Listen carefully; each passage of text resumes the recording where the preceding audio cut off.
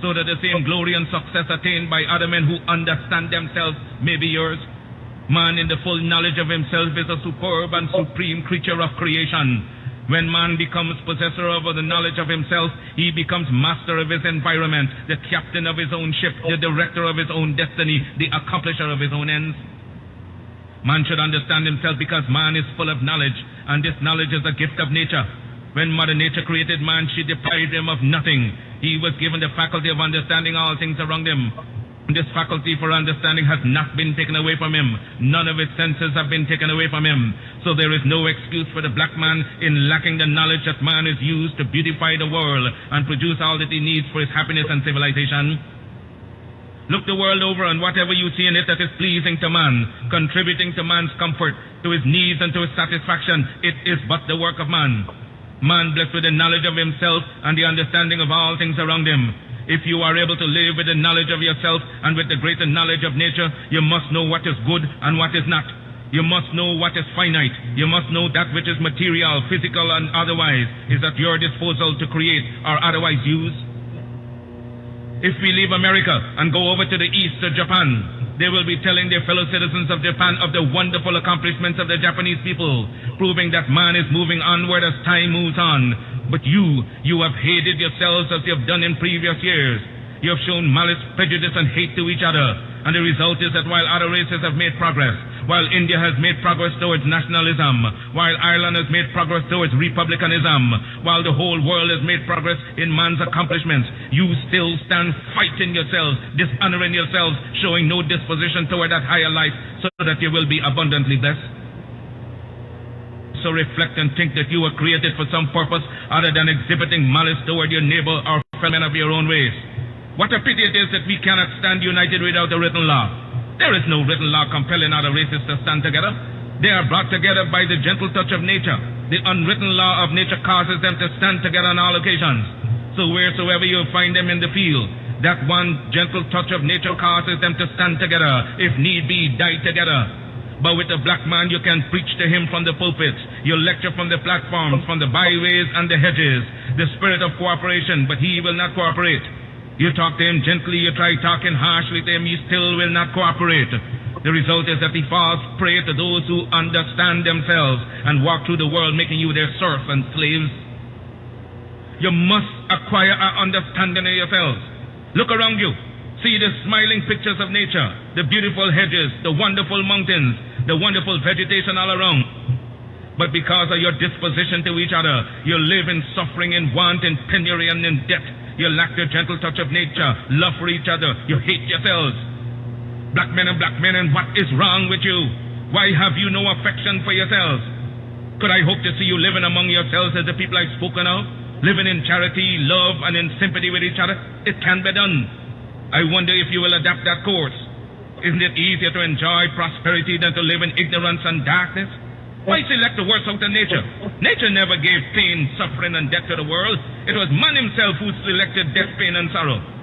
I wonder if I cannot inspire you to select between good and evil. Let me impress upon you once again that whatsoever your hardships may be, whatsoever your difficulties in life, they are your own selection.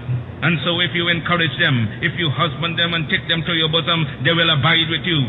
Nature will not take them away from you as Mother Nature did not give them to you. She is not responsible for your sorrows.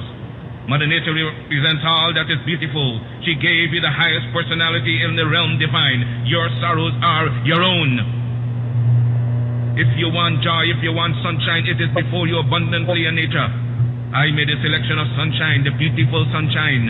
I made a selection to laugh with the moon, to laugh with the stars, and sing with the birds of the forest and of the wilderness, to join in the rhythmic music of the winds that sing from east to west and from north. Good afternoon, brothers and sisters. Good afternoon. Good afternoon, brothers and sisters. Good afternoon. Good afternoon, family.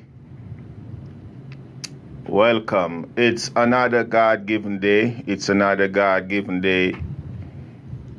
It's another God-given beautiful day.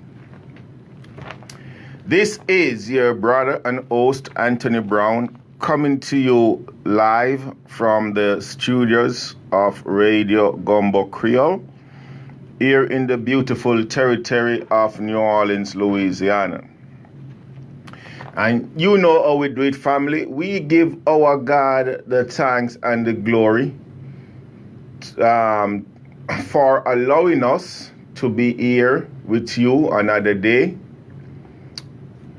on this show, spitting our opinion, our views, talking about our concerns to you, the listening audience. We give our God the thanks and the glory for allowing us to do that.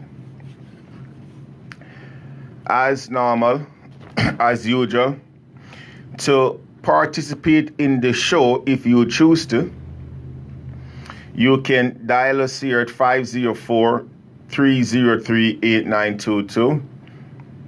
Again, that number is 504-303-8922. You can also listen to us by dialing 712-432-7883. You can also listen to us via the web by going to www.radiogonbokreyol.net. You can also check us out live on the Facebook, where you can participate. You can pose a question, leave a comment. You can come on as a live guest. That's Anthony Brown for Assessor 2017. That's Anthony Brown for Assessor 2017. You can also participate or join us by checking us out on the YouTube by going to The Proven Truth, the TheProven Truth, TRUTH, The Proven Truth, where likewise you can pose a question, leave a comment, or join us as a live guest. To our YouTube friends, families, we say welcome. To our Facebook friends, families, we say welcome. We say welcome. We appreciate the time you take out of your busy day just to listen to us. We appreciate that. We, the people of the United States, in order to form a more perfect union, establish justice, ensure domestic tranquility, provide for the common defense, promote the general welfare, and secure the blessings of liberty to ourselves, and our prosperity, do ordain and establish this Constitution for the United States. The United States Constitution, who is your daddy? Still in full force and effect, family. Still in full force and effect. If you should just look on the action or listen to the words of our so-called elected officials, you would not believe that we have a constitution. I'm here to affirm that, yes, we still operate under the guidance of the Constitution, both the United States Constitution and the Constitution of this territory, Louisiana. All governments of right originate with the people, is founded on their will alone, and is instituted to protect the rights of the individual and for the good of the whole. Its only legitimate ends are to secure justice for all, preserve peace, protect the rights, and promote the happiness and general welfare of the people. The Constitution for the territory of Louisiana. The Constitution for the territory of Louisiana, a document that is still also in full force and effect here today. Now again, you wouldn't know it or believe it just by looking at the actions or listening to our so-called elected officials here. You wouldn't know it. Family and friends, you know that we all here, we here in the proven truth, we are black conscious, not black ignorant. We are black conscious, not black ignorant. And because we are black conscious, we recognize the sacrifice of those champions who came before us, those black leaders who came before us. We recognize and thank them for the love that they showed, or the love that they had in their heart for the black masses, to the point where they decided not to sit down on their backside and keep quiet, but to stand up and to be counted, and to stand in a time where it was difficult to stand, to speak in a time where there was physical and emotional gag order, to stand or to speak or to take action in a time when doing so, it was a 100% chance that you would do so and pay the ultimate sacrifice, which in these cases, in some of these cases, our ancestors did pay the ultimate sacrifice. We make mention of Marcus Mosiah Garvey, Nanny from the Maroon, Paul Bogle, Fred Hamilton, Maurice Bishop, Malcolm X, Carter G. Wilson, Harriet Tubman, Thomas Sankara, Samuel Mackell, Bookman Jyoti, Toussaint Louverture, Jack Dessalines. To these heroes, to these champions that came before us, we say, may you rest in peace. We say much love. We say thank you for the sacrifice that you showed to us, or that you made on our behalf, knowing that if you were here today in the 21st century, you would be so disappointed. Okay, family, look, let's go over a couple things real quick. This past weekend here in the territory of New Orleans, Louisiana, there was several shooting, or there was an incident where people lost life. People lost life. People lost their life.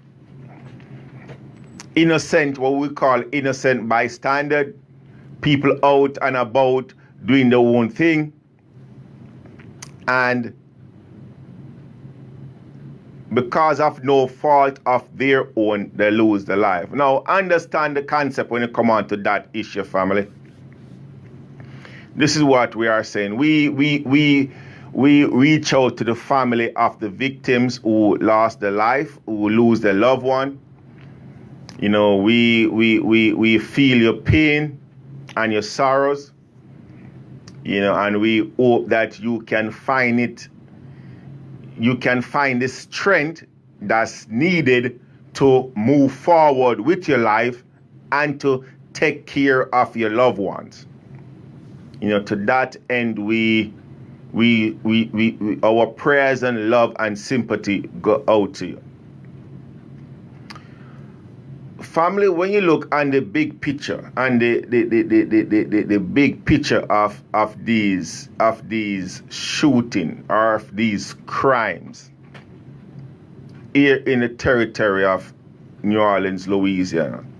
You can equate it to certain other territory all over the United States. You know, we can talk about places like California, Chicago, New York, certain other places where there is dominantly black elected officials and the within the municipal corporation, both in the police department, both sitting as the mayor.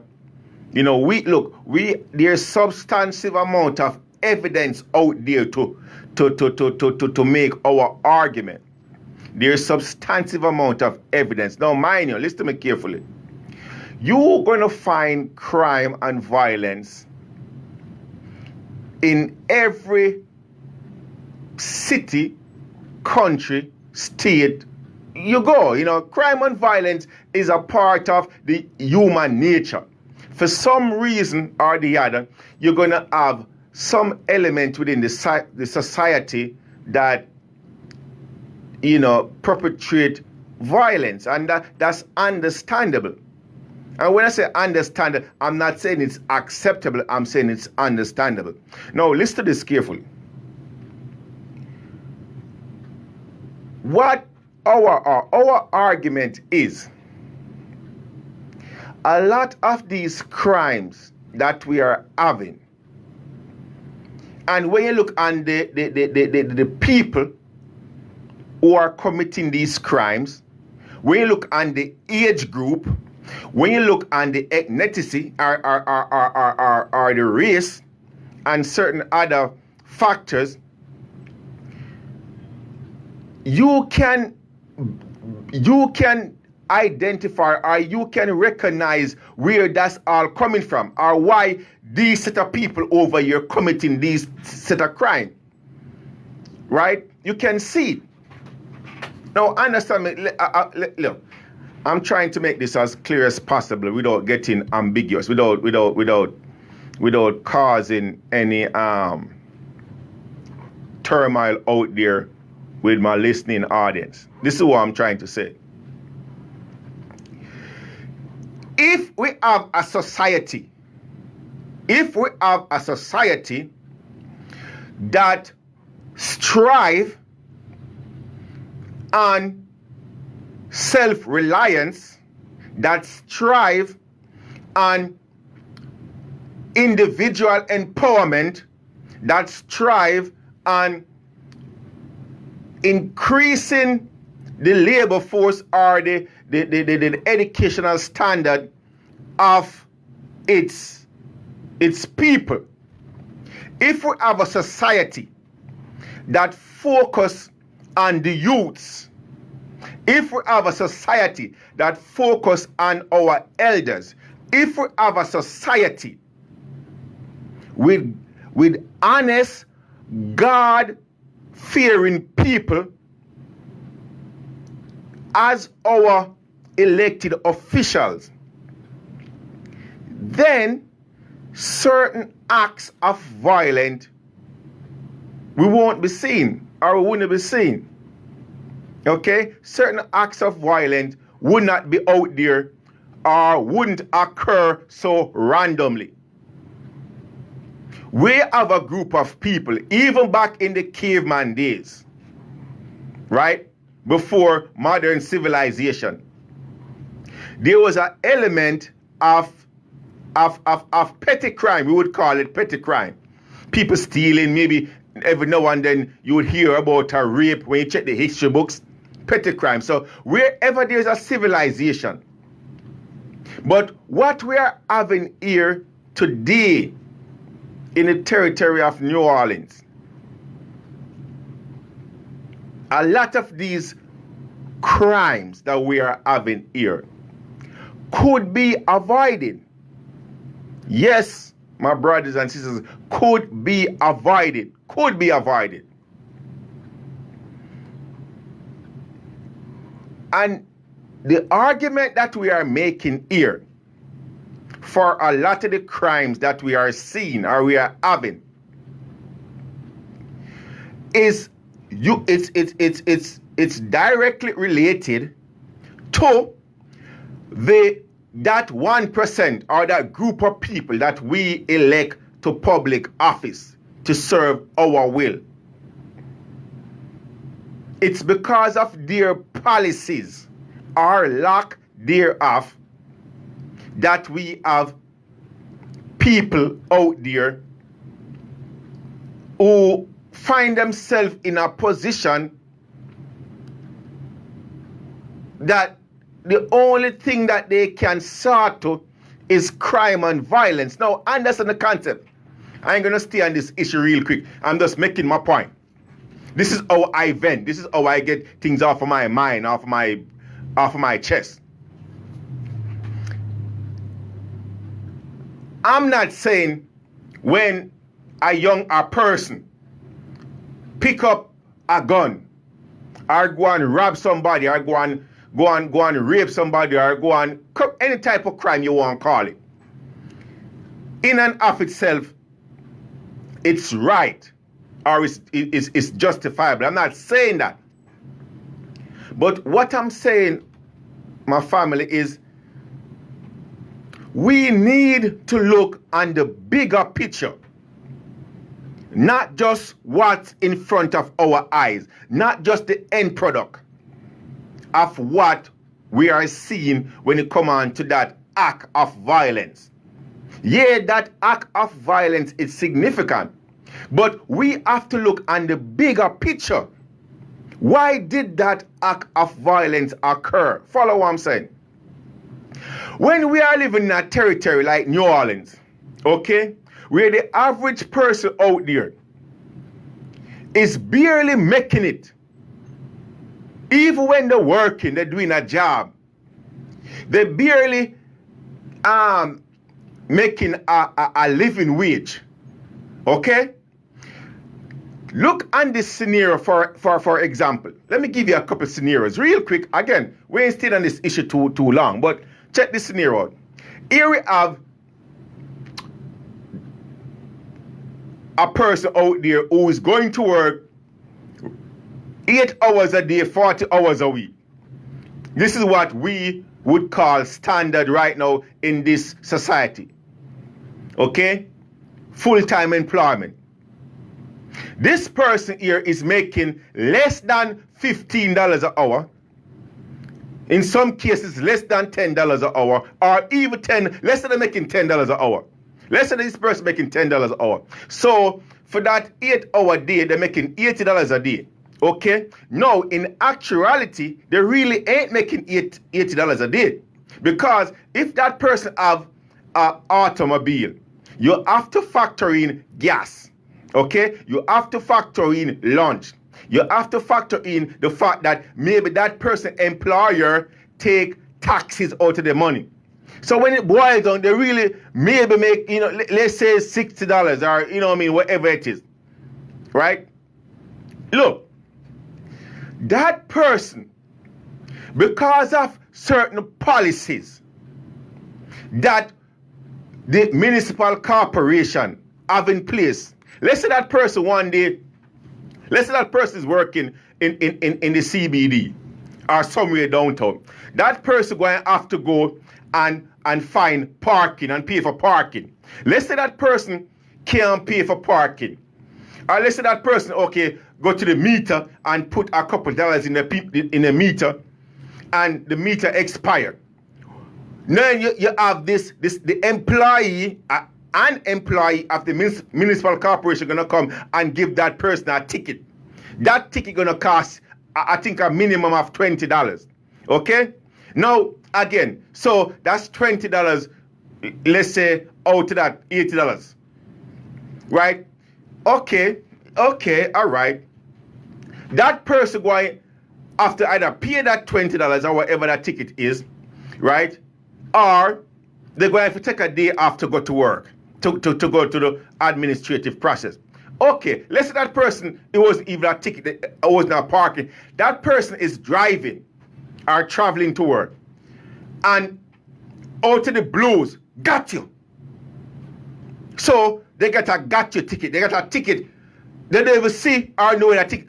So they get a ticket because according to the municipal corporation, they was traveling 21 miles in a 20-mile zone. You see, I'm talking about, okay. So what am I saying here? I'm saying that the municipal corporation is not about safety. It's about goddamn greed. It's about cronyism. It's about greed. It's about corruption. While a lot of people end up paying these. Don't tell me about no other territory. I'm talking about the territory of New Orleans, Louisiana. Okay. I'm telling you, when you have a family like the Landry family, that dynasty like the Landry family, like Mitch, that ex-mayor of New Orleans, who have, him and his family have parking lots, buy up all these lots all over the place, and turn those lots into revenue stream for the Landry family, and at the same time they ain't even following the law as it is written in their own ordinance, right? And charging people doing these ordinance so that it will affect the average person out there. So they're robbing from the poor people just to put in their pocket. Look, there's evidence out there, man. I don't give a rat's ass for what they want, believe me. Go do your own research. So that's just one aspect of it, right? If you think that's petty, okay, all right, that's petty. Okay, all right. When you look at the municipal corporation, when you look at the city of New Orleans, when you look at the mayor, this present mayor too, even though this present budget was passed underneath the Landry administration, this present mayor, Latoya Cantrell, signed off on this budget without uttering one word of opposition. We look at $615 million. We look at as the budget for this fiscal year. And we look at 63% of that money go towards policy enforcers, what you choose to call NOPD, the Department of NOPD. 63% of the budget go towards policy enforcers, go towards jail, Jails, jail, criminalizing people, and reactive programs. 63%. We look at 1% of the city of New Orleans budget go towards job development. No, this is what I'm saying. As a matter of fact, I think this is where I should have started off the whole argument. I think this is where I should start the whole argument off.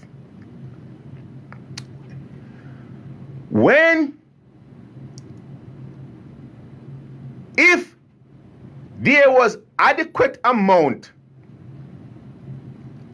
of opportunities out there for the average person, and again, we look at the stats and the people that's committing these crimes out there, youngsters, in the teens, in the early 20s. That means idle hands, idle mind. That's what I'm trying to say. Idle hands, idle mind. That's what we have out there. That's the element that's committing these so-called crimes out there. When you look at the budget for the city of New Orleans, and 1% of that budget go towards job development, 1%. We're talking 1% out of 100. Percentage. Look, I'm not challenging anybody ignorance or intelligence. I'm just trying to make a point. 1% of the city's budget go towards job development. 3% of the city's budget go towards children and family. Just ponder on that for a second. And 30% go to what they call other operations. Now, what other operation is, don't ask Anthony Brown, I don't know.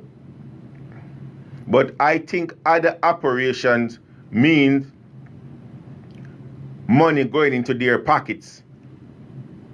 Follow me? We need to have a society, or we need to start to focusing not on increasing the members of the NOPD, the police enforcers. We need to establish or have some more outreach to these youths. That's what we need. Okay? All right. That's enough on that for right now. That's enough on that for right now. That's my 2 cents on the issue. Look, this is what we're going to be talking about today, family. The big lie. The big lie. The big lie. And just look, the big lie can contribute as well to the crime and violence that we, again, look, my argument is, if it wasn't for these criminals that we have in public office here in the territory of New Orleans, Louisiana today, if it wasn't for them, we wouldn't have so much crimes out there on the street. That's my argument. My argument is, if it wasn't for these criminal imposters, we wouldn't have so much crime. If it wasn't for the people that we put into public office,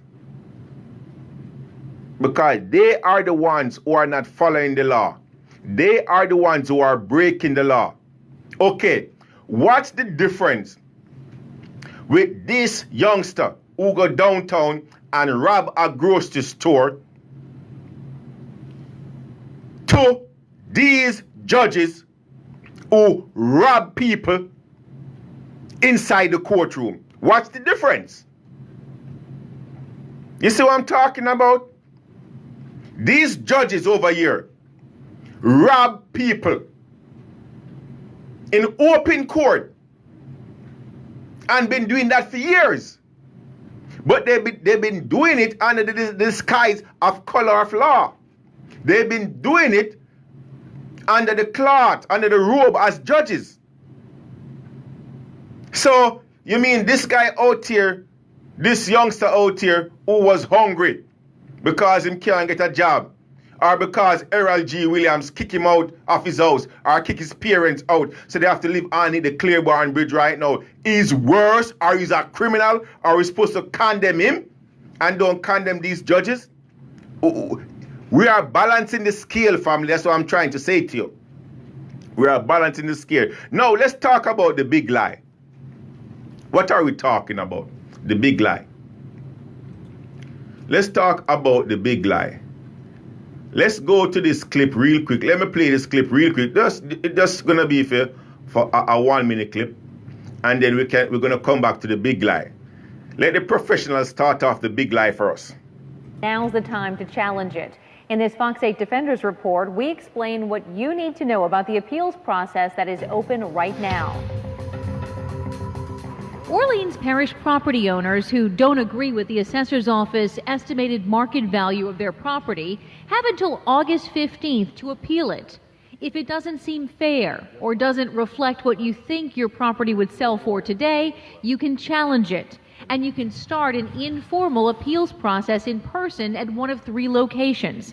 On the East Bank, go to the 4th floor of City Hall or the Lakeview Christian Center on Fleur-de-Lis. On the West Bank, you can stop by the Algiers Courthouse, that's on Morgan Street. They're all open on weekdays from 8:30 a.m. until 4 p.m. But before you show up, make sure you have the following documents in hand to help explain why the value should be changed. Any photos. If you have one, a recent appraisal. Also bring with you your homeowner's insurance and an estimated cost of repair from a contractor. Can't appeal in person? No problem. You can file an appeal online at nolaassessor.com. If you've got a consumer issue you'd like us to address or maybe look in. Okay, family. Okay, the big lie.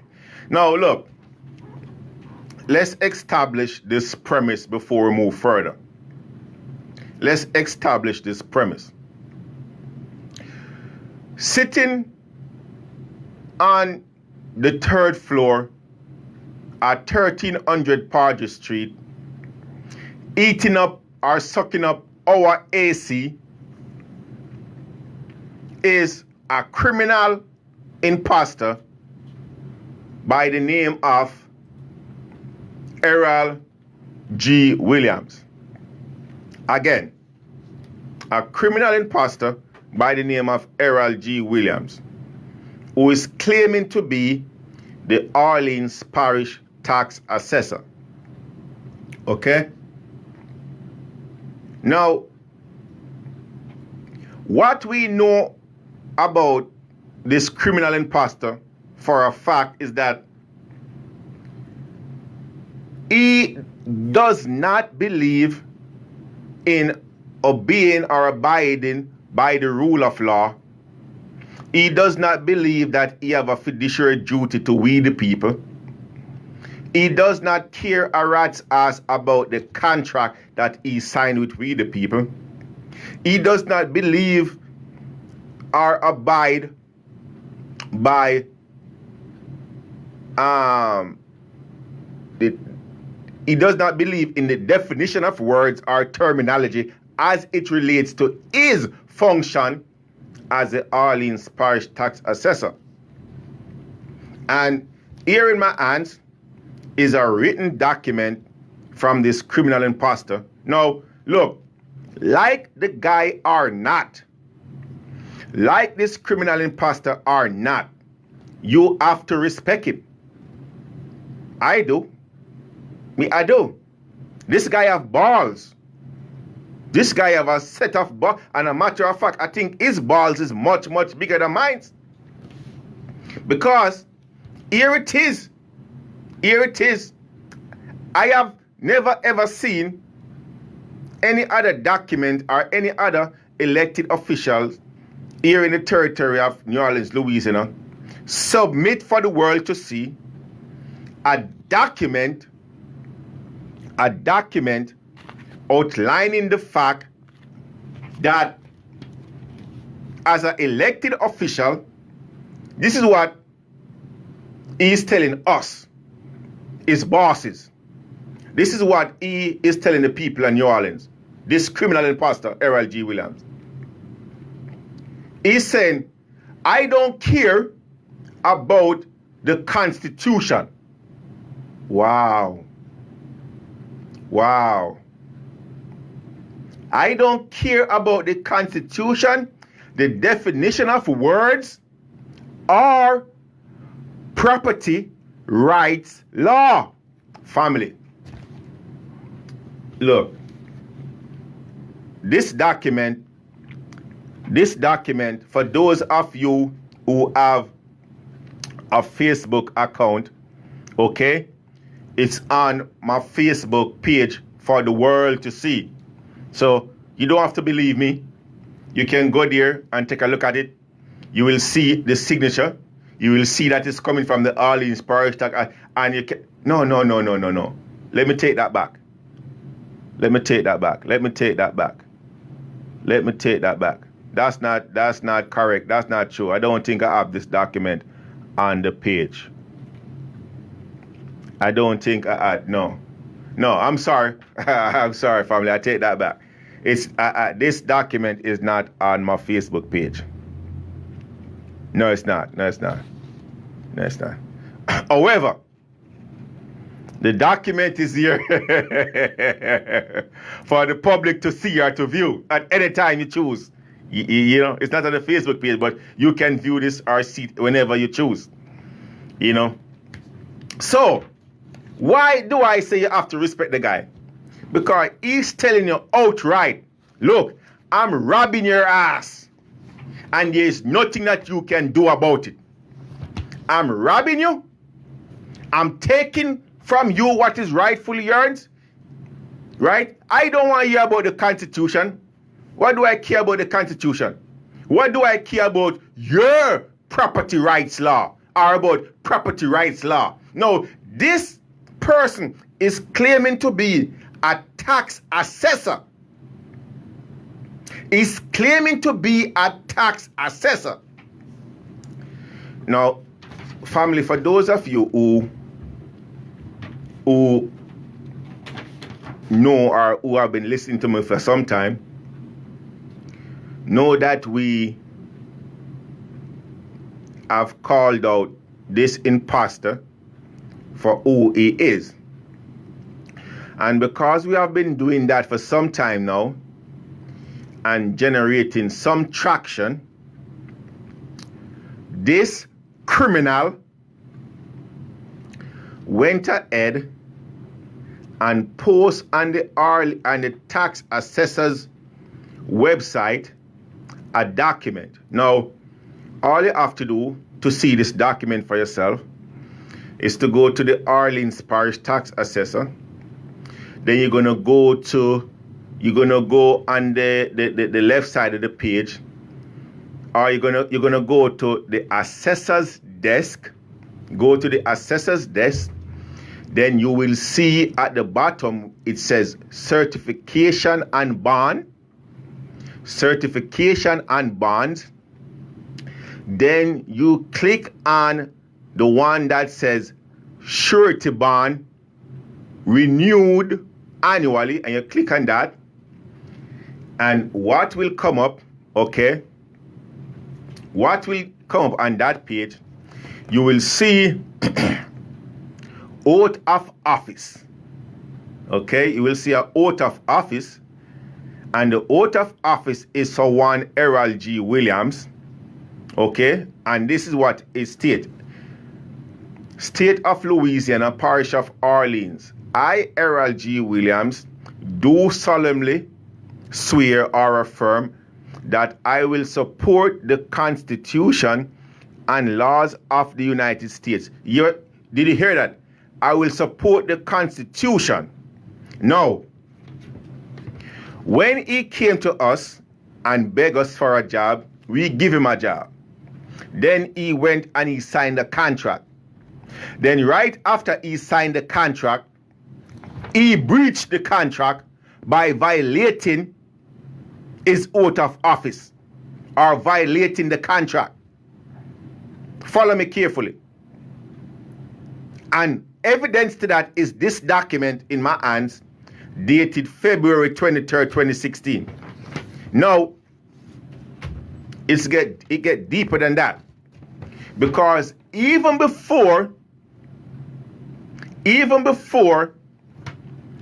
though he signed his oath of office, to which we have evidence, we have a copy, we have an actual copy of his oath of office. Okay? We have an actual copy.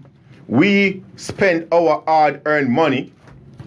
We spent our hard-earned money and get a copy of his oath of office. So we know, because that's our job.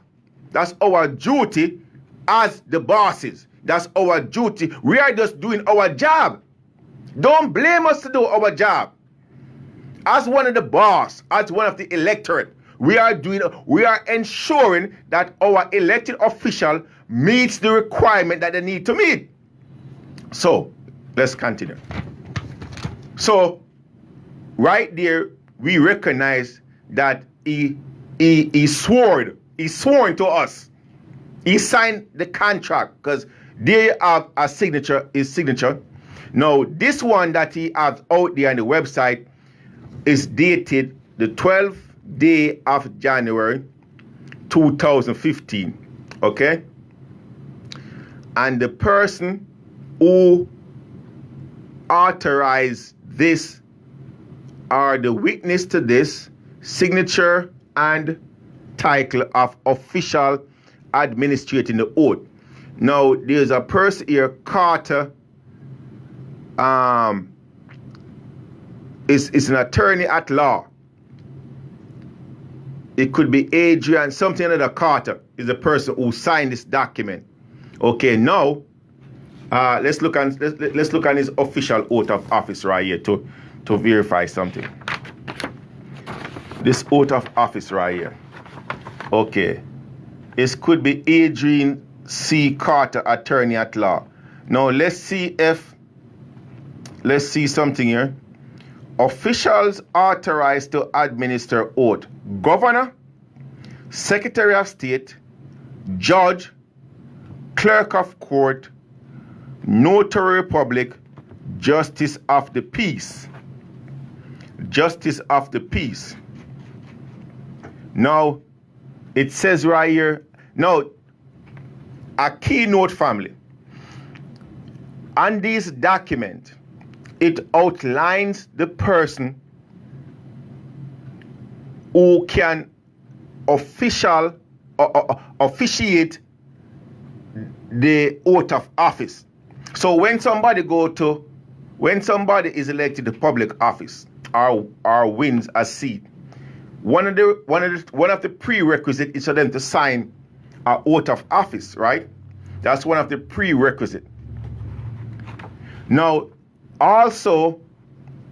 it also tells you that there is certain individuals who can officiate that person signing his oath of office. In this case, the person who officiated Erroll G. Williams for January 2015 was an attorney at law by the name of Carter, and his Louisiana Bar Association number is 17507. Okay, that's that. So it was an attorney who administered this oath of office to Erroll G. Williams. Now, right below that, it clearly states the persons or the individual who can administer that function. Officials authorized to administer oath: Governor, comma. It wasn't the governor. Secretary of State, comma. It wasn't the Secretary of State. Judge. Now, normally, if a judge and an attorney, a judge is actually an attorney, first and foremost, right? They are all part of that private club, the Bar Association. Okay? However, an attorney acting as an attorney gonna either be a defense attorney or a prosecuting attorney, somebody practicing law, right? And as you see right here, they write that out verbatim: attorney at law. If that person was a judge, I could show you many different other oath of office. They would sign this oath of office stating, or once I put the name, they would put judge after they put the name, so that anybody viewing this document would recognize, oh, it was a judge. This person is a practicing attorney.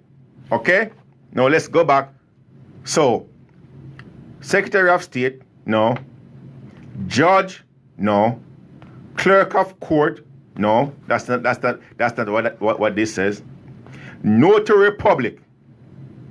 No.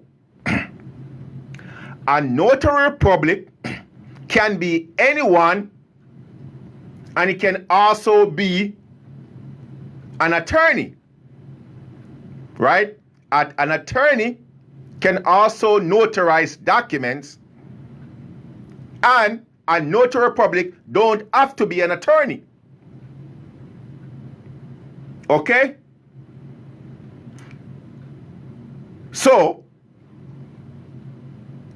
an attorney, somebody who is practicing law, but they would have to write, they didn't write, okay, notary public. Notary public.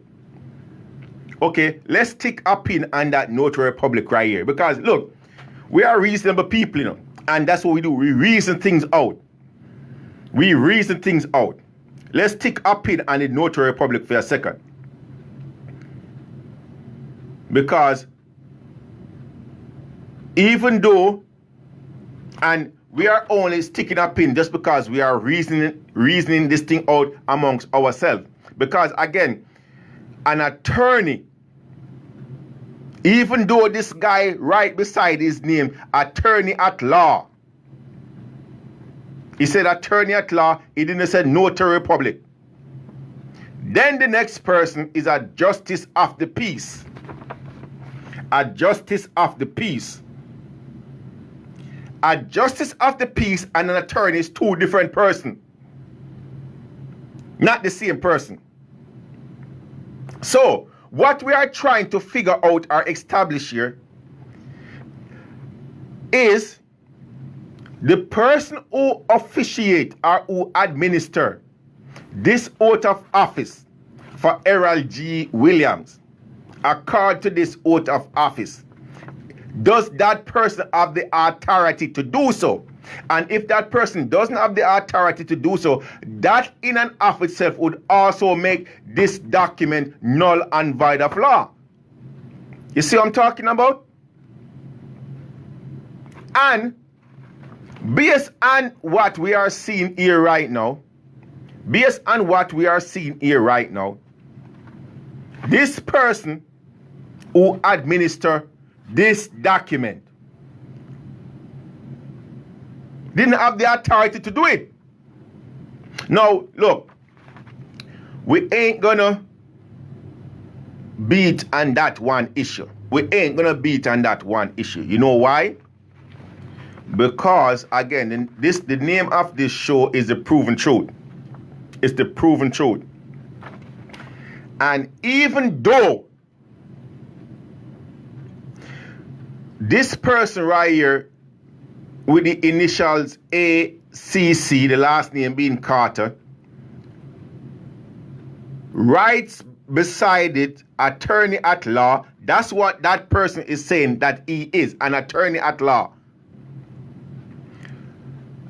This document does not authorize an attorney at law to administer an oath of office. And that's who Erroll G. Williams have authorizing or administer his oath of office. Now, again, as I said before, the reason we're not going to keep on pounding on this one aspect is because there's a gray area that we're going to be dealing with. There's a gray area with this issue. Out of these 1, 2, 3, 4, 5, 6 persons or individual that could administer the oath of office of Erroll G. Williams, the notary public is the only person right here who we could say that is, or this attorney could represent or could fall underneath his portfolio. Even though, again, he should have signed it, or when he put his name there, he should have put it as a notary republic. But again, I'm saying it's a gray area. It's a gray area. And we're going to give him a slide on that. We're going to give him a slide on that, right? Because we are reasonable people. We are reasonable people. And we don't have to trick, deceive, lie to nobody else. Or to know, to make a living. We don't have to do that. So we're going to let that one slide. Okay? Now, that's something we can actually debate on, but we're going to let it slide. Now, this is where the tire meets the road. This is where the tire meets the road. Again, we have been speaking about the fact that this guy is an imposter in office based on the Constitution, Section 28 of Article 10, right? So what did he do? What did he do? Again, I tell you how to go onto the website and how to navigate through it. Let's leave the oath of office for a second. Let's leave the oath of office for a second. And let's go to that second document that he have out there for the public to see. Now, just so you all know, this document wasn't officially on the tax assessor's website. It wasn't. It's not after we started, or not after we informed the public that he did not met the requirement or the prerequisite of his office, and it started to gain some traction. Then, with the criminal mind that he have, he went out there and he put this document out there because he want John public to see and to believe that he actually have a bond on file, which he don't. But here's a document, the second document. Western Surety Company, official bond and oath, State of Louisiana, Parish of Arlene. And it reads something like this. Know all men by these present that we,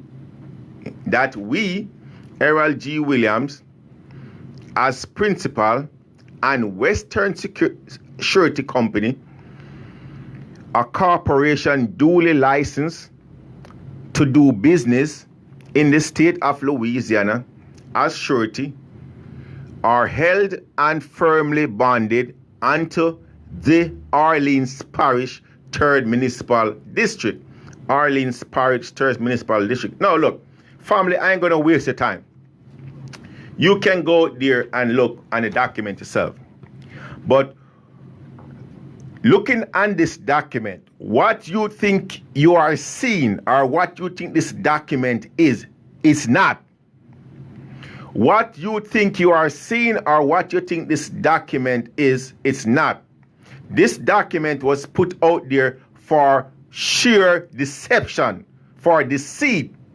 Because we have been speaking on the issue for quite some time that Mr. Erroll G. Williams does not meet the requirement for the office of the Orleans Parish Tax Assessor, and he haven't done so for years.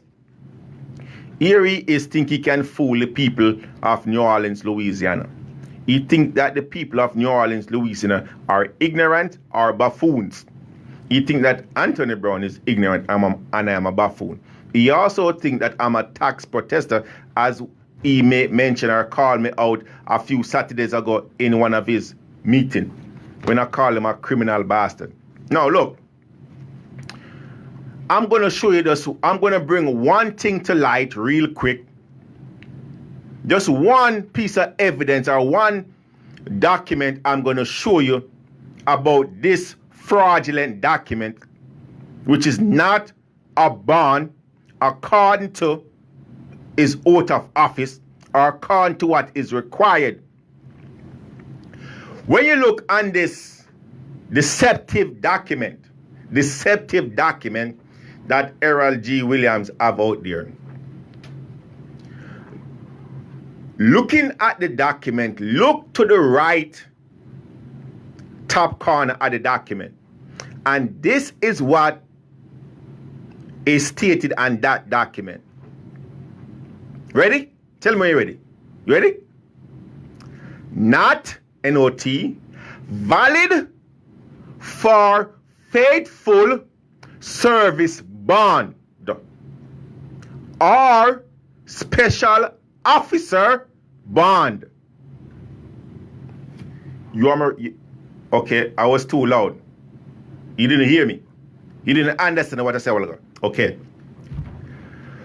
When you look on this document that Erroll G. Williams have on the tax assessor's website, the document that he wants you to believe that that is bond, and the only reason why that document is placed on the website at this time is because we have been calling him out, telling the people, telling John Public, telling the people of New Orleans, Louisiana, that for the past 33 years that this criminal imposter has been in office.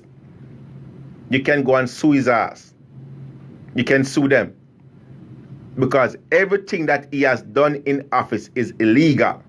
Don't have no merit. Look on this document that he have out there, claiming to be a bond. Now, there is many other things.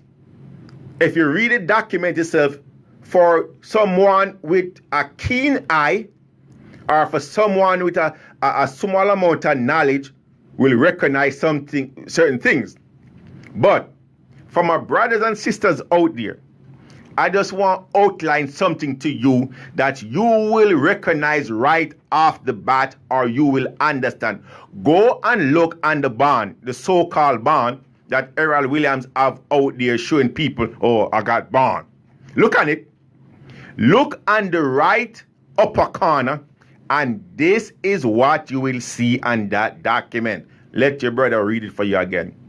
Not NOT, valid VALID for faithful service bond. That mean, what does that mean? It's worthless. Faithful or special officer, but what that worthless? It's worthless. It's a worthless piece of paper. You don't believe it? Okay, look. If you don't believe what you are seeing, did what I do.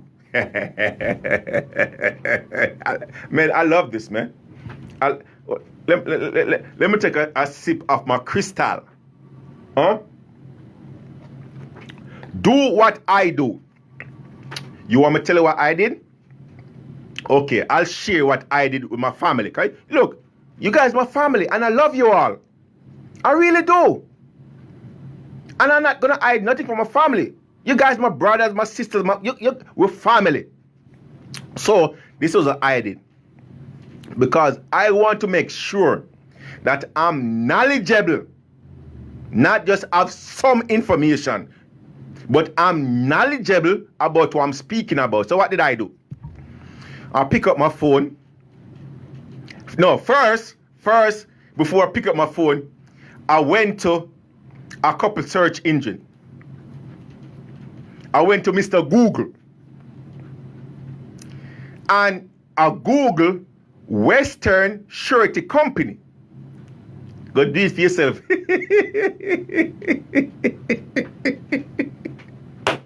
Woo! So, I seek the assistance of Mr. Google. And Mr. Google assists me. Mr. Google showed me, what I needed to see.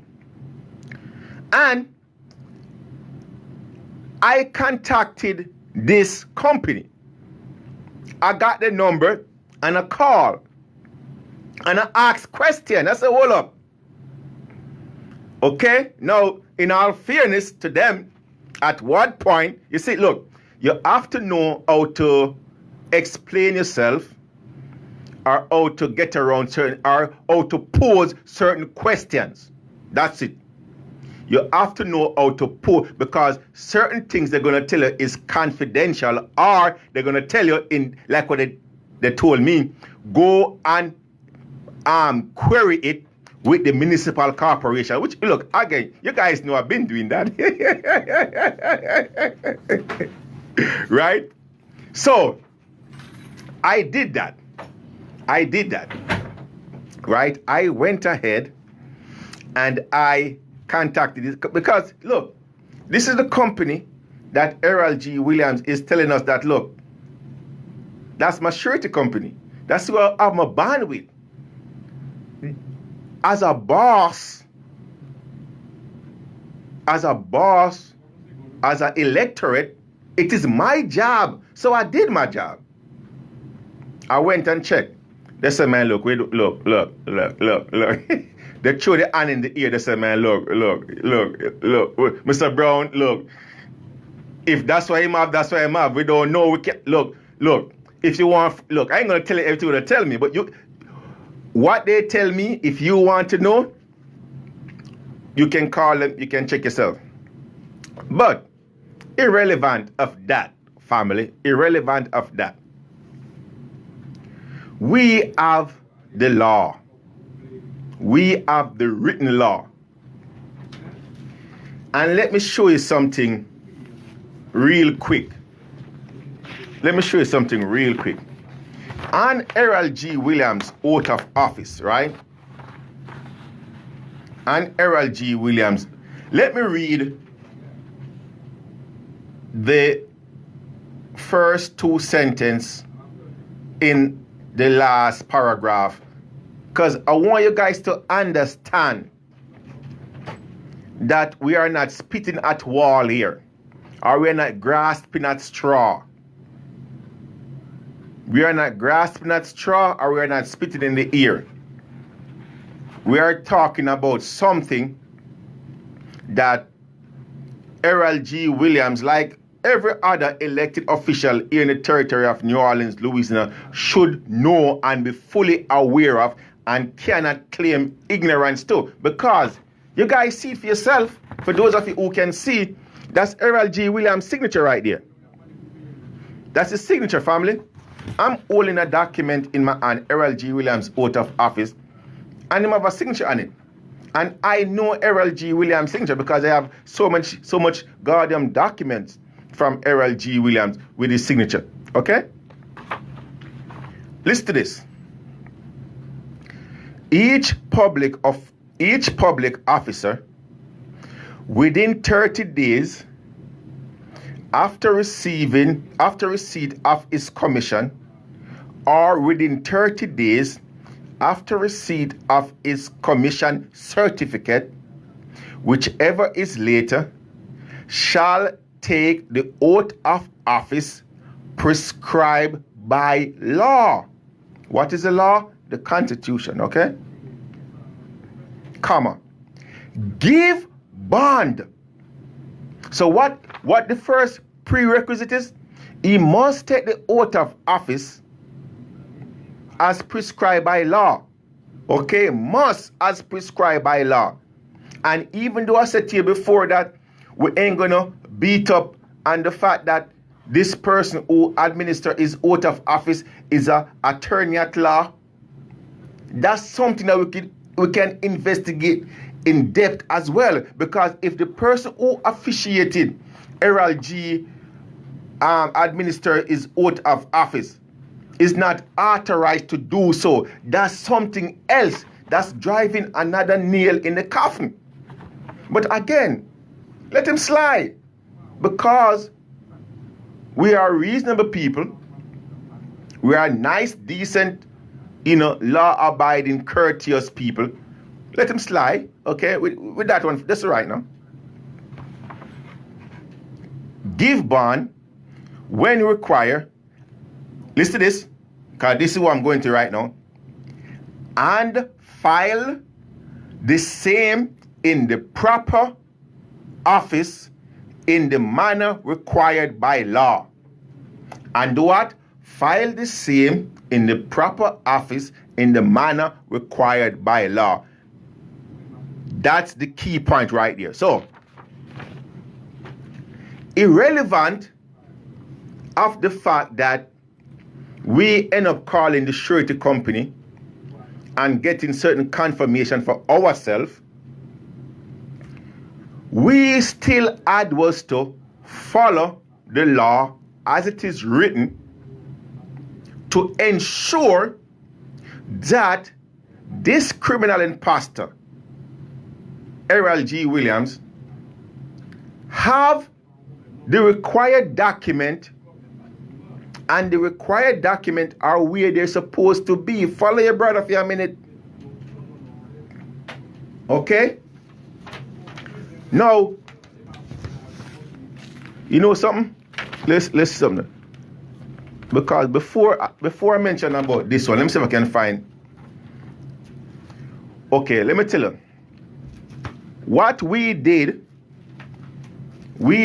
some time ago was to file a public request. Okay, good. Here it is. Here it is. Here it is. Okay, let's put this one to the side, the most recent one to the side for right now. Let's see when this was. Okay, so in 2015, we actually filed a public request with Dale Atkins. At the time, she was the custodian of public records, right? We said, look, Miss Atkins, we need a copy, a certified variable copy of Erroll G. Williams' bond so that we can check and verify it for ourselves. Okay? Now, she didn't respond to us. We ensured that we went to her office. She didn't come out to us. We talked to Miss Napoleon, that was our right-hand person at the time, who is now presently the acting clerk of court. But in a nutshell, they couldn't verify in 2015 Erroll G. Williams having a bond on file as required by law. And if Erroll G. Williams had a bond, the custodian of public record is where that bond's supposed to be. Okay? They didn't have one on file. They told us, look, we didn't see one, blah, blah, blah. That was 2015. Okay. So what we did recently, because at that time we was having problems getting information from Dale Atkins or getting a written response from Dale Atkins, because you have to remember, you know, Dale Atkins, before she was elected to the 4th Circuit Court of Appeal, been in public office for some time. A matter of fact, she was the clerk of court roughly for around 30 years. Okay? A registered Democrat as well. Okay? Living here in the territory of New Orleans. So she and Erroll G. Williams was familiar with each other, if not friends, and tight. We couldn't get any information from Dale Atkins. Okay? Did we sit down and did not pursue? No. This year, 2018, as a matter of fact, a couple of months ago, because by then, people start to recognize us for what we are doing. We start to make noise. We start to call them out publicly and privately. We go to the offices, the private, and we call them out. We let people know what's going on. This was what we did a couple of months ago. We did a certified request again for Erroll G. Williams bond that must be on file, that should be on file, or that he must have. And family, friends, neighbors, enemies.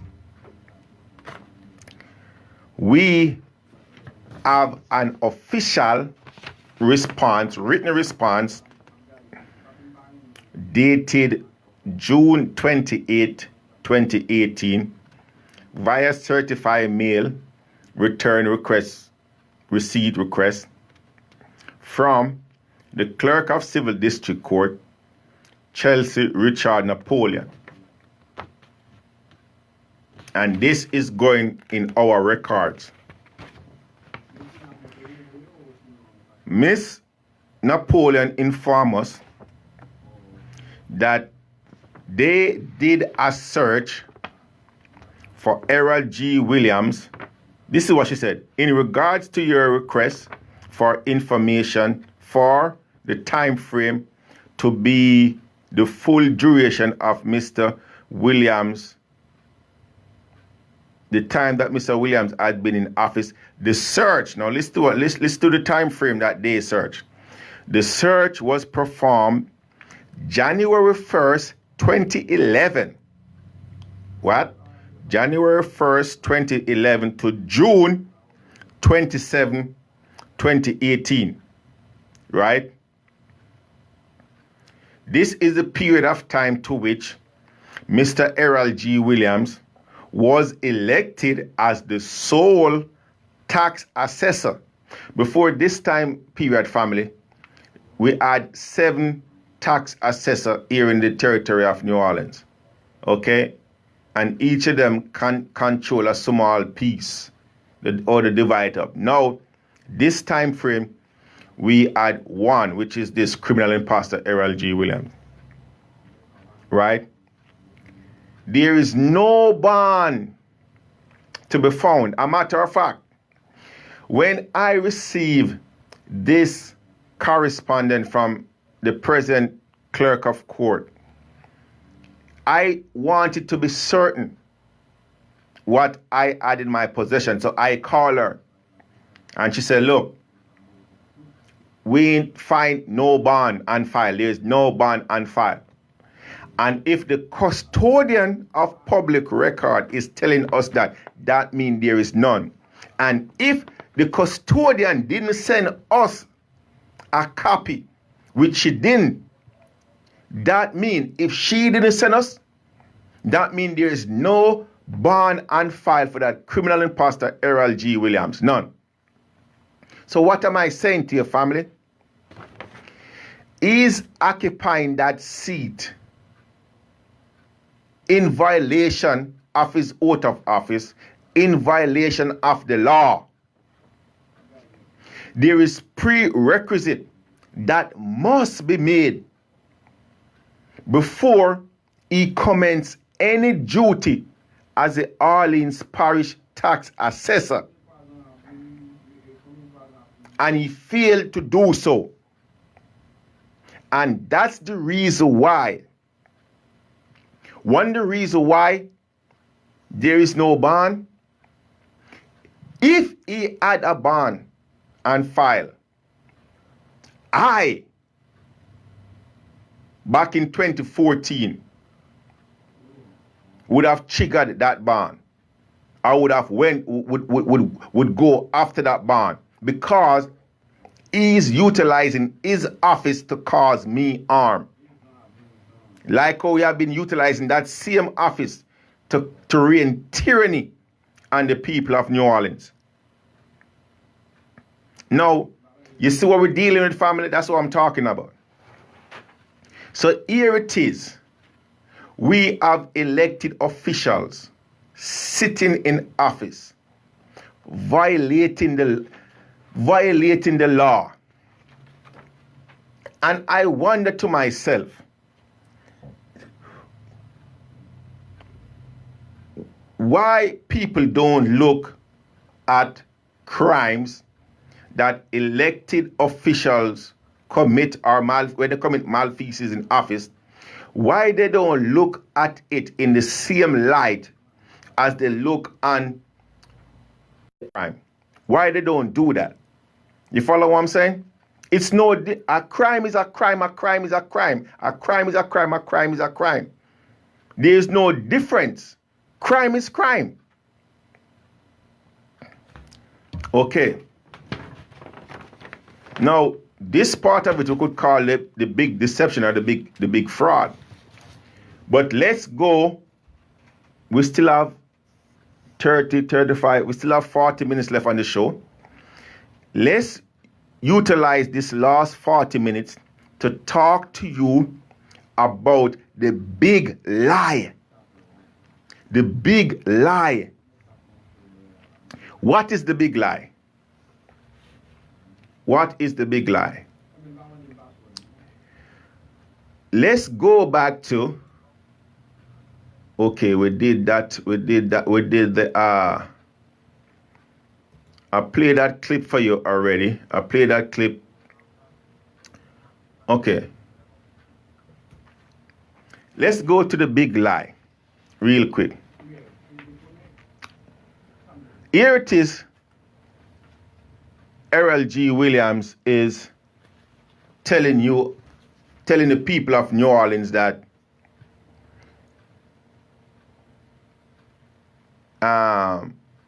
it's assessment time.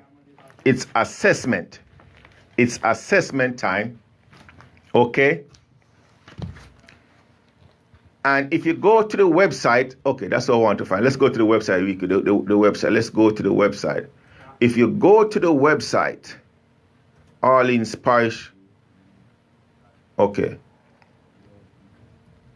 If you go to the Orleans Parish website, okay, you're going to see on the welcome page at the bottom in a blue rectangular circle, this is what it says. The assessment rolls are open now until August 15. To learn more about the open roll period and for your information and how to discuss your property assessment with one of our appraisal staff, click here. You know something? Again, family, forgive me. I'm not as savvy or knowledgeable as a lot of you guys out there that are my friends and family out there. You know, I'm not, because I went to what they call a secondary school, you know. I didn't went to, you know, your guy or the institution of higher indoctrination. I didn't do that. I went to a secondary school. I think outside the box. I use common sense. And when I see anything on paper in black and white, I read to comprehend. I don't just read to read or to prove to somebody that I can read. And sometimes in reading, I actually take my time when I'm reading, because as I read, I'm thinking about these words that I'm calling out. And here it is, Erroll G. Williams is saying to you, to learn more about the open roll period and for information and how to discuss your property assessment with one of our appraisal staff. Now, when I look at that, I'm saying to myself, hold up, why would I need to talk to an appraisal? Why would I need to do that? I'm not selling my house. My house, my home, my casa is not on the market. Why would I need to talk to an appraisal? Or why would a third party, somebody out there who have nothing to do with me and mine, guide me or tell me about an appraisal? I would only talk to an appraisal if I'm looking to, one, purchase a property or sell my piece of property. So that's the first thing I'm looking at. I'm like, why would I do that? Huh? Okay. Family. The big lie. The big lie. I'm gonna show you a document. I'm gonna make reference to a document, right? We have many documents now. You know, we have so much documents. It's crazy. You know what I mean? but the thing about it, these documents ain't private documents. The public documents. But I love my family so much, you guys so much, and I know that you guys out there working hard from dusk till dawn, right? And you guys don't have the time to go and find these documents for yourself. So because I love you guys, believe me, I do. I take some time out of my day, right? And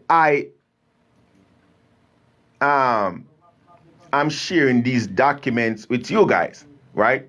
That's what I'm doing. Now, we're talking about appraisal, right? Our assessment of property. Put aside the fact that the person who is contacting you about this assessment / property tax / property bill or tax bill have no legal constitutional authority to do that. Put that to the side for a minute. Put that to the side for a minute. Let's go into their law books. Let's go into the government code. I'm going to read a document for you. This document is a Orleans Parish Assessor's document. Now, hold on, before I read this document, if there is a requirement to do something, right, and you don't do whatever is required, there must be a penalty. Let me say it again. If there is a requirement, whether legal or not, but to be more specific, if there's a legal requirement to do something, right? Failure to do that act or to take that act where there's a legal requirement to take that act, there must be a punishment element or a punishment phase. I hope you guys following me. So what I'm saying,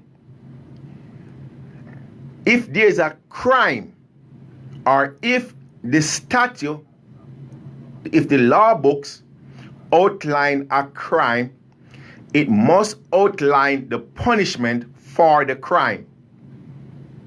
You catch that? All right. Follow me. Now I'm going to read this and see if you can put 2 and 2 together. The heading of this document, which they try to hide or they do hide, failure to comply or to complete and return this form will result in an increased assessment. Oh my God. Oh my God.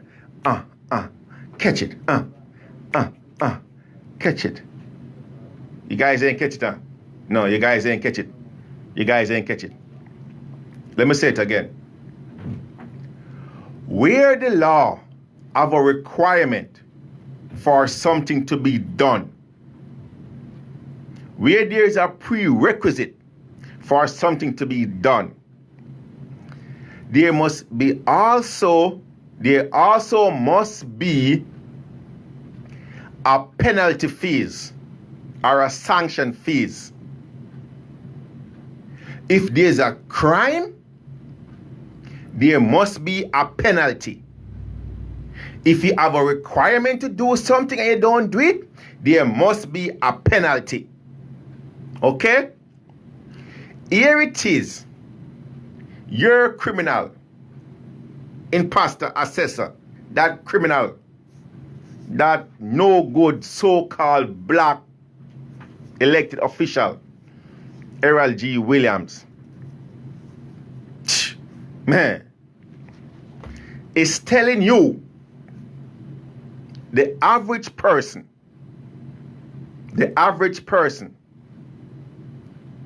who is not doing no business out there in commerce, that look, I'm going to assess your property.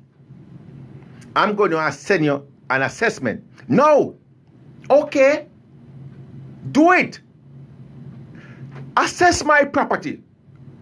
You criminal bastard. Assess it. And when you assess my property, ensure that you send me a signed copy of the assessment. How many of you out there owning a piece of property in the territory of Orleans, that place where you call your casa, your home, where you raise a family? How many of you ever receive a signed assessment from Erroll Criminal G. Williams? Raise your hand. I'm raising my hand. I ain't getting none. I'm raising my hand. Okay. All right. Let me read this document again. And for the YouTube and the Facebook family, that's what the document look like. It's an official document. For my listening audience, this is what the document says. In red. This is the penalty phase for you not returning your form, your self-assessment form for your property. Listen. It says failure. Failure from who? You, the property owner. To complete and return this form. Okay. How much of you ever get a form like this from Erroll G. Williams? Tell me. How much of you ever receive a form that you need to fill out about your property from that criminal, Erroll G. Williams? To return this form will result in an increased assessment. Increase, higher, go up. Family, let's read some more. Enclosed is a personal property redemption form for tax period, blah, blah, blah. This form is mailed annually. What? This form is mailed, like the U.S. Postal Service, annually to all those engaged in what? Business in Orleans Parish.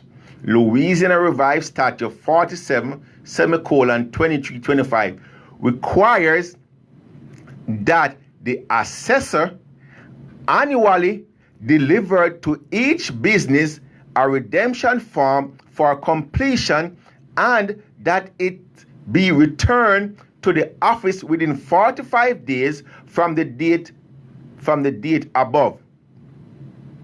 You may file your redemption form by hard copy or by using online system.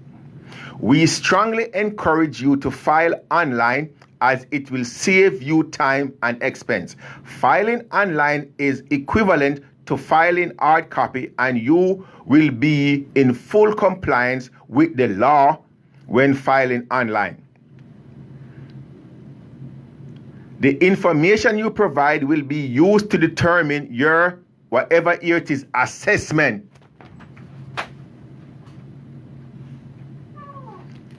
Did you guys catch that? The information you provide will be used to determine your assessment. Again, let's go on some more. If you okay, what did I just say a while ago? If there is a requirement by law and you fail to abide by the requirement, there must be a penalty phase, right? Here it is right here. If you fail to return the property, if you fail to return the properly completed form, you forfeit the right to question or contest the assessment determined by the assessor. Should you choose not to complete and submit this form, your assessment will be determined based upon the best available information and will not be adjusted.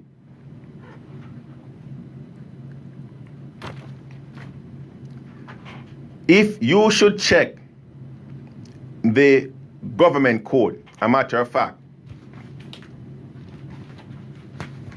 family, again, look, we've been doing our homework now for the past, 4, 5, 6 years.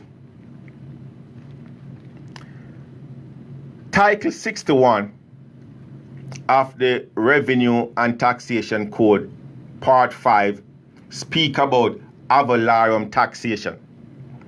That is the taxation to which Mr. Erroll G. Williams is illegally, wrongfully, without any constitutional basis, is putting your piece of property, the piece of property you call your own, and is ad valorem tax platform just because of a financial gain, or just to have a financial gain, just to pad the treasury account or his retirement fund, so that when he retires, he can live like a fat cat off of the theft, off of your sweat equity.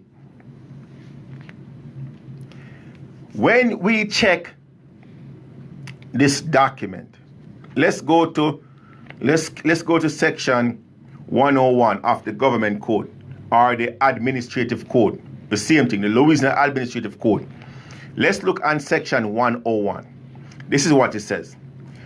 Constitutional principles for property taxation.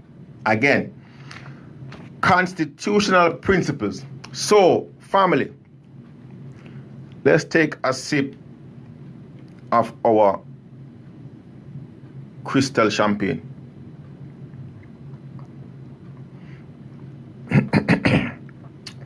Not bad at all. Ooh. Take another sip, boy. Okay. Follow us.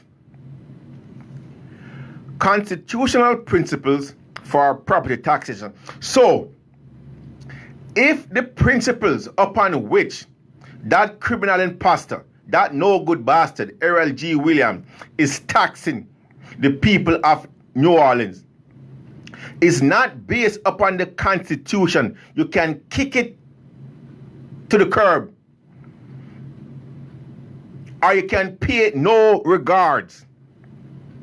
Follow me. Look, this is not my words, you know. I'm just the conduit here. I'm just reading what I'm seeing on black and white, which is the law. Now, section 101A, assessment. This is what Erroll G. Williams is talking about. This open assessment. When open assessment, the assessment rolls are open now until August 15. Okay? So, he's telling John Public that the assessment roll is now open. And if you have any problem with the way how he assess it, or if you have any problem or concern, you can go and talk to an appraisal. The appraisal is not somebody who is an appraisal within their office. Now again, Why would you need to speak to an appraisal and your property is not on the market for sale? You're not thinking about selling your property. You're not thinking about purchasing a property. And if you even choose to sell your property, why would you go to his appraisal? Be calling his office to utilize his appraisal. Right? Okay. So that's what it's talking about. Now, let's go and see what the law says. Assessment. Property subjected to ad valorem property tax shall be No. Every time you read the law, every single time you read the law, it tells you, it gives you a, what is this, an adjective? No, not an adjective. What do you call it? What part of speech is this? Describing? No. It tells you an action, an adjective, right? Property subjected to property subjected to ad valorem. So what the property must be subjected. And if it's saying property subjected, that means there are properties which are subjected, and that means there are properties which are not subjected to the ad valorem tax. Again, section 101A, assessment, reads, property subjected to ad valorem property taxation shall be listed on the assessment rolls at its assessment value. Those property to which is subjected to the ad valorem property taxation shall be listed on the ad valorem tax roll, which, except as provided in section 101C and 101F, shall be a percentage of its fair market value. Fair market value. Again, your property ain't out there and for sale. Your property have nothing to do in commerce. They cannot compare your property with the next guy's property. They cannot justly do it, because your property, yeah, is a 3-bedroom, 2-bathroom, 1 kitchen, and the next guy is the same thing. But what? You have inside of your property marble tiles on your floor. You have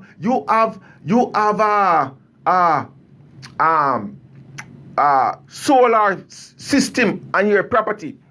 You have the most expensive kitchen layout, right?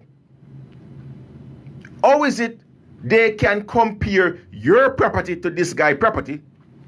Now, how are they going to know the fair market value of your property? They can't know that. Comps? We care about comps. For them to substantiate the fair market value, they're going to have to find a property exactly like your property. Exactly like your property. The percentage of the fair market value shall be uniformed.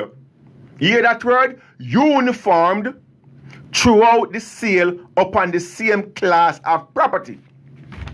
The same class of property. Uniform. Let me tell you something more. Erroll G. Williams. That imposter don't do. The uniformity class, or the uniformity aspect of the assessment, he don't utilize that. The uniformity. The same class of property, him don't utilize that. He don't. Now, when you go on to section B, it tells you about classification of properties. Classification. But let's stick on the assessment, because that's what we're talking about right now. We're talking about assessing a piece of property And why would you assess a piece of property? That piece of property where you call your home. Now, again, family, listen to me carefully. I don't want to get mistrued. And don't believe that criminal when him tell you that I'm a tax protester. As I said before, and I read to you in the law, assessment of property, there is certain property that must be assessed. But those property, one, have to meet the requirements. And one of the requirements is that property must be subjected, the first requirement, a matter of fact, the first requirement or the first prerequisite is that that property must be subjected to the ad valorem property taxation. I wasn't the one who said it. I'm not. I tell you where you need to go and find the law. The Louisiana Administration Code, Title 61, Part 5, Chapter 1. And it tells you, the property must be subjected to the ad valorem property tax. And the property that's subjected to the ad valorem property tax then shall be listed on the assessment roll at its assessed value.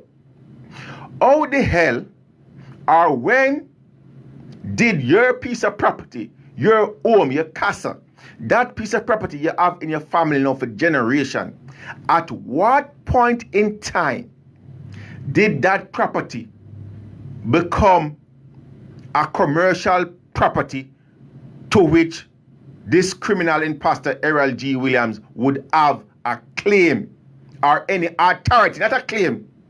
Him do have no claim. Even the properties that's subjected to ad valorem tax, the tax assessor Erroll G. Williams, that criminal imposter, don't have any claim to it.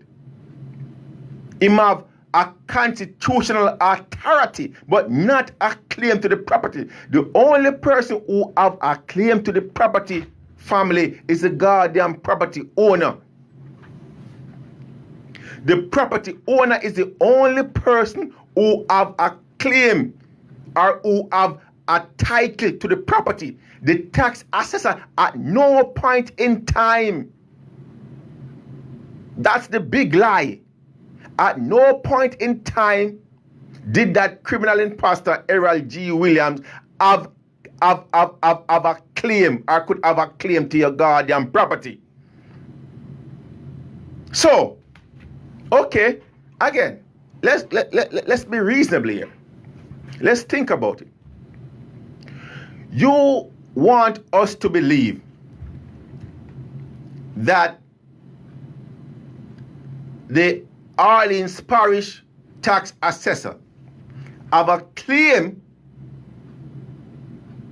or have an interest in your property. Okay. So that means at the time of purchase, when you were purchasing that piece of property from the seller, Erroll G. Williams was there in the escrow office, and maybe he loaned you some money to give to the seller, or maybe he had interest, or he was a part owner of the property before you purchased that property. That would allow him to, and even at that point, him still wouldn't have it, because at that point, once the transaction is completed, he would have relinquished his authority or his claim to the property. So look, come on. Come on, family. Come on.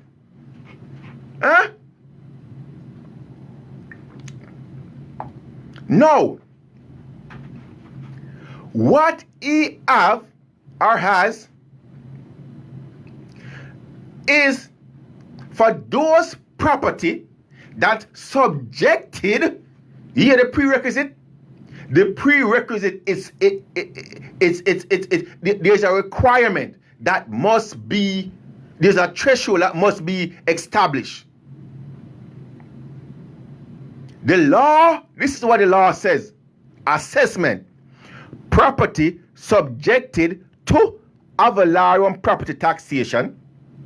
That mean, what does that mean, family? Again, it's not difficult, man. Don't let them try to trick you. Don't let them try to school you. Don't let them try to fool you and tell you that this taxation is complicated and you're going to have to go and find somebody from the Guardian Bar Association to dissect or to decode what's written in black and white.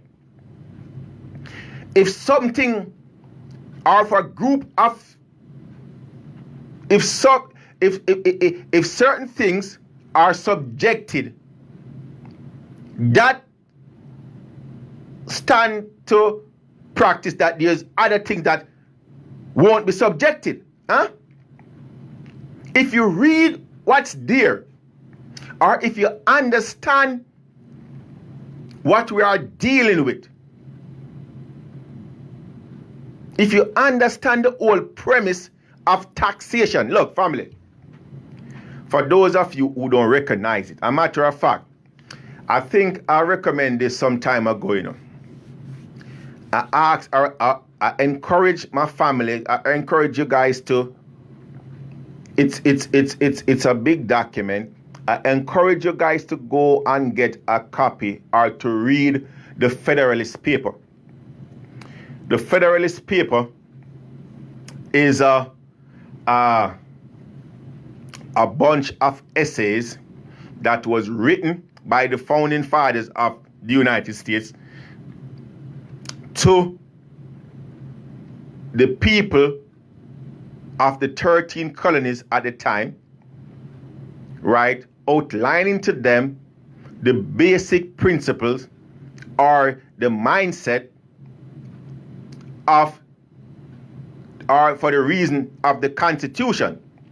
And I think it's from 32 to 42, I think, or 42 to 44, I think, right?